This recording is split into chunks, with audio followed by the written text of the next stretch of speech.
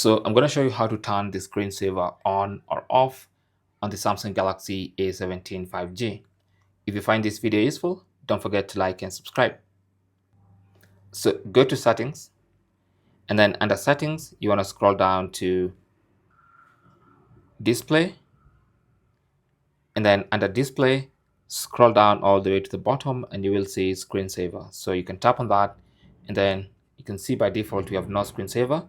So you can choose any of these options for screensaver. You can have a photo frame, photo table, you can have different colors, and you can preview at any time what that screensaver does. You can even choose a folder from your Google Photos and use that as your screensaver. Now, to disable, make sure you just select none, and that's going to disable the screensaver. Thanks for watching and good luck.